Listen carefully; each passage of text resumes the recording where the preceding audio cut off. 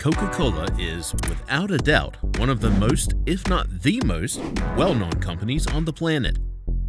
But many people don't know that it all started with an American physician who almost died during the Civil War. In fact, his story is almost as unbelievable as the success of Coca-Cola itself. In Knoxville, Georgia, on July 8, 1831, John Pemberton was born. From a young age, he knew he wanted to practice medicine, so as soon as he completed his basic education, he enrolled in the Reformed Medical College of Georgia in Macon to receive his degree. By only 19 years old, John was officially Dr. Pemberton and was a licensed pharmacist. It's interesting to note that at the time, being a pharmacist wasn't really a respected career choice. In the 1850s, pharmacists relied heavily on botany and plant medicine and were seen as somewhat eccentric. However, John was passionate about helping people and opened a shop that focused on creating and selling medical remedies. Although he had the degree and the pharmacy, his career was put on indefinite hold when the United States broke out into a civil war in 1861. John enrolled in the Confederate Army with his brother and was quickly brought to the front lines to fight the Union in the North. John made first lieutenant, but he was gravely injured only a few years into the war. In fact, the doctors didn't even think that he would survive the injury and prescribed a painkiller called morphine in order to relieve his pain during his final days.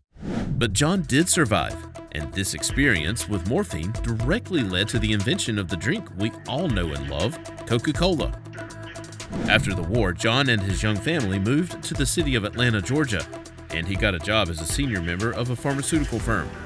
He did well for himself there and began to gain recognition around the city as a competent and even famous physician.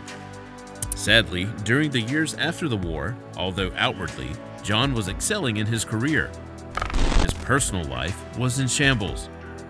After being prescribed morphine on his deathbed, the young doctor became addicted to the painkiller and was secretly struggling with that addiction. But because John had an in-depth knowledge of botany and pharmaceuticals, he decided that he would try to find a remedy for his affliction, as there was nothing on the shelves that would help at the time. However, there was one drink, Vin Mariani, that was made from ground cocoa leaves and red wine, which was supposed to be almost a magic cure-all for any medical issue. So John decided to make his own version of the drink to see if it would help him cure his morphine problem.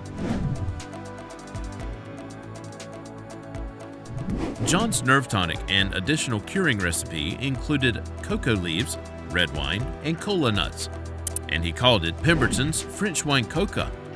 Each of the ingredients had an important medical use. The coca leaves acted as a stimulus that suppressed hunger, pain, and fatigue, as each leaf had about 0.35% of cocaine. The cola nuts had plenty of caffeine and helped with digestion.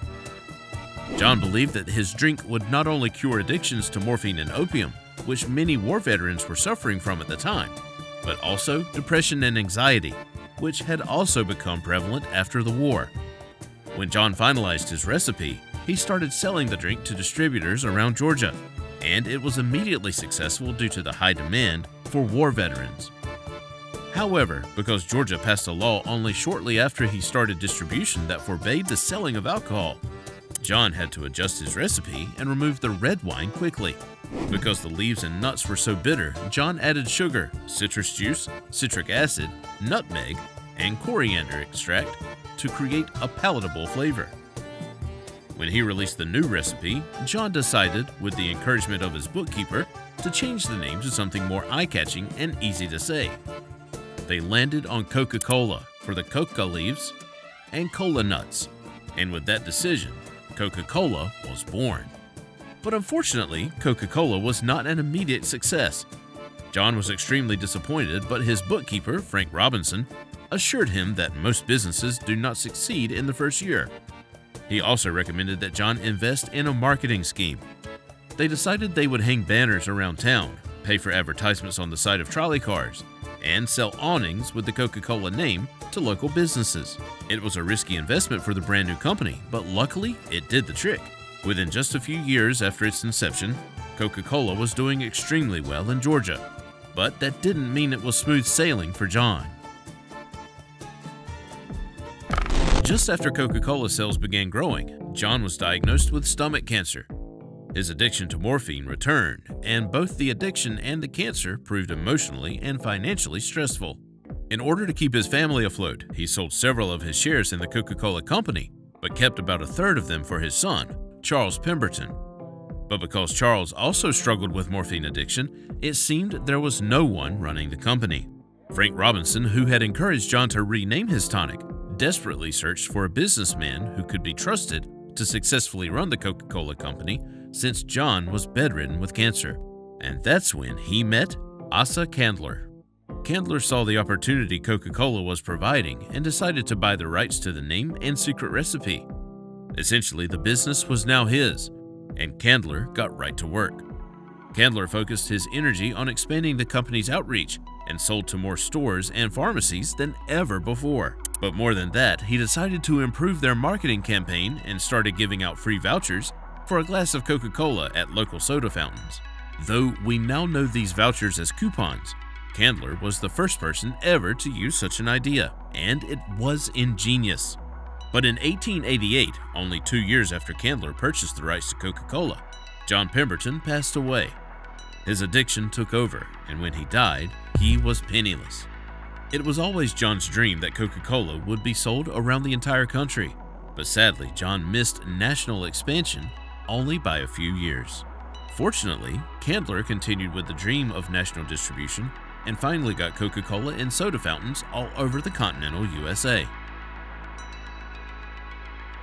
After successfully expanding throughout every U.S. state, Candler then started selling Coca-Cola in Canada.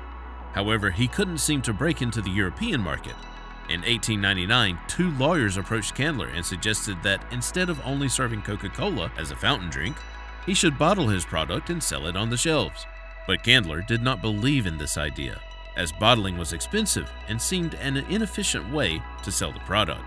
Candler then made a huge mistake. He told the lawyers that they could bottle Coca-Cola and sell it if they wanted to, but he would have no part in it. They came to a business agreement in which the lawyers, Joseph and Benjamin, would purchase the syrup from Candler and bottle it themselves. This relationship became one of the first examples of franchising in the country. While Candler certainly made a profit from it, the 2 lawyers made more money than Candler could have ever imagined. By 1926, the number of Coca-Cola bottles sold far exceeded those sold in soda fountain shops, and it was quite clear that bottles were the way of the future. The bottles themselves were an important part of Coca-Cola's success, as the contour bottle they created in 1916 was the first of its kind. The idea was to create a bottle that emulated the curves of a cocoa bean, but more importantly, would set Coca-Cola apart on the shelves from its many new competitors on the market. The bottle was the first commercial product to appear on the cover of Time magazine in 1950, and its unique design, as well as the convenience it offered, changed the drink industry forever. In 1916, Candler passed the now successful company over to his children when he became the mayor of Atlanta, Georgia. His kids sold the company only 3 years later in 1919 for an incredible $25 million, or $375 million in today's economy. It was the largest business deal the United States had ever seen. The new owners were made up of a group of investors, including a banker named Ernest Woodruff. Woodruff almost single-handedly changed Coca-Cola forever. While the company went public, Woodruff focused on streamlining production and improving sales around the world. But it's widely agreed that Ernest Woodruff's best decision was hiring his son, Robert Woodruff, as the president of the company. Robert was a marketing genius. He took out the cocaine from the recipe and pushed forward with innovative ideas, such as the metal bottle top, 6-bottle packs, and automated fountain machines that changed the way the world could buy and enjoy Coca-Cola. Robert was also able to finally make the dream of selling Coca-Cola in Europe a reality. His advertisements and coupon dispensing led to success across the Atlantic.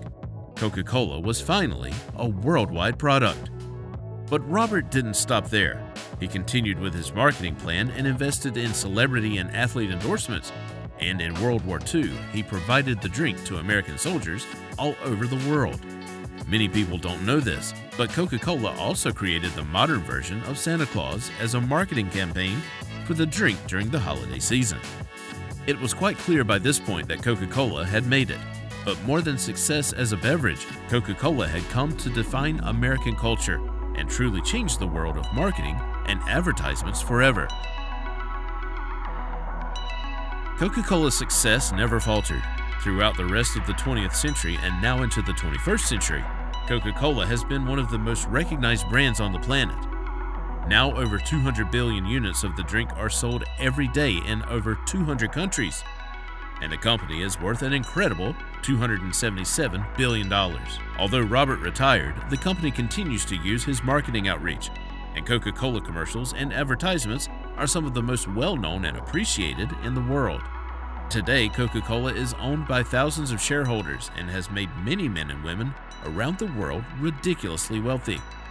However, it's important to remember that none of that wealth or success would have been possible without the pharmacist and war veteran John Pemberton, who created Coca-Cola in 1886 with the simple plan to cure addiction.